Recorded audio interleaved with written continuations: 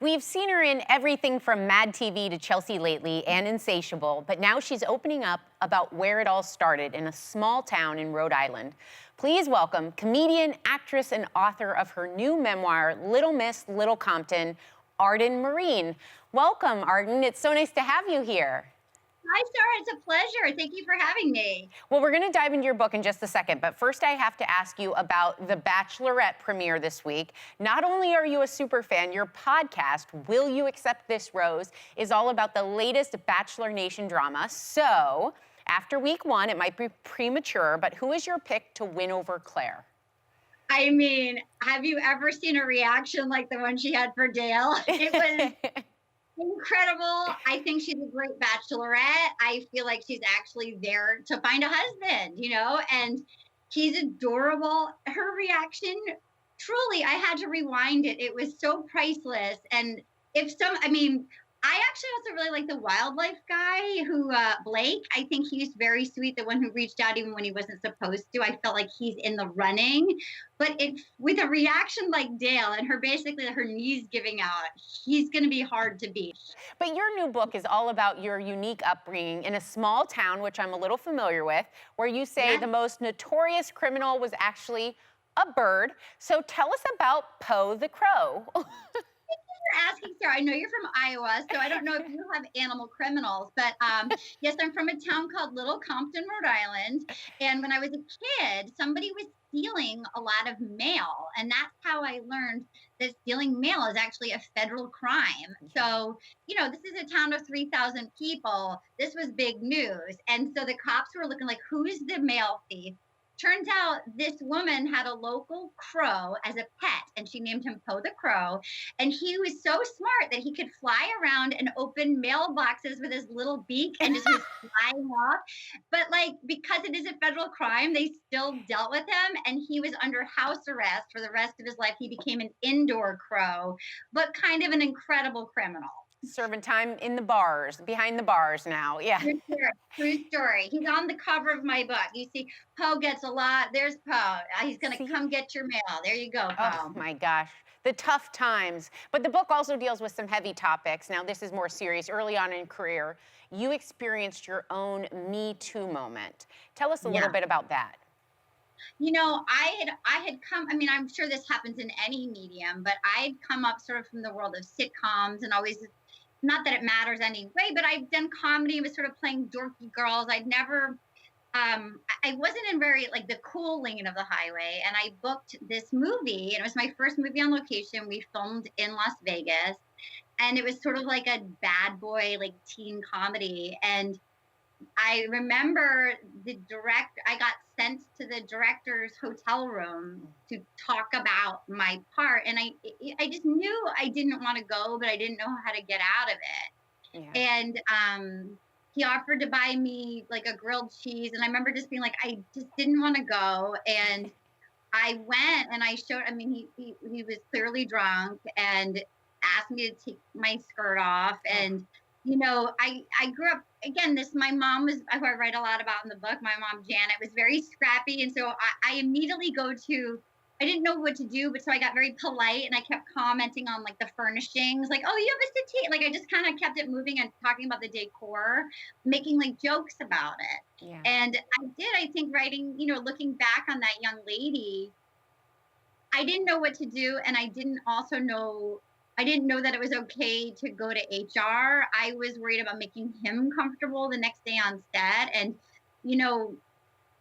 I think now I'm still such a people pleaser. I don't know if I would be able to handle it differently in the moment, but I do know that it's okay to have a delayed reaction, and that I did, I would make jokes to my friends, but I felt unsettled. And I do know now that even if in the moment I couldn't, I did get out of there, but I would for sure go to HR. And I think that people now would actually take it seriously, that it would, but that it just gave me so much compassion for people that didn't get out, or, I lucked out and he didn't make a move or anything. Well, the power of a movement like that is so people aren't caught off guard next time. They hear these stories and they see them coming.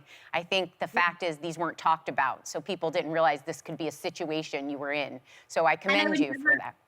and I would never go to the room. Like, I kept saying, like, can't we meet somewhere else? And he was under like house arrest. Like, it was truly, I would never. Now I think more things are in place where there's stop that beforehand. But even if a situation did arise, I do think you would know that it's okay to immediately hold somebody accountable. That I didn't do anything. I was just trying to do my job. Absolutely. But you mentioned your scrappy mom, Janet, and this book is dedicated to her. And you write about losing both of your parents in the last 3 years. You call your healing process Grief Island. How did you manage to cope with all of that?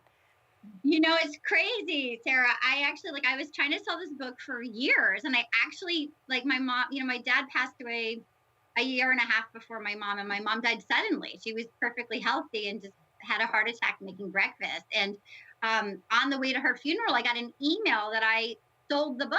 Like, it was truly, so it actually, she was barely in the proposal, and it really became her book. And my friend calls it, it's not my memoir, it's my memoir, because she was just like the best. But like my Grief Island, I have to look.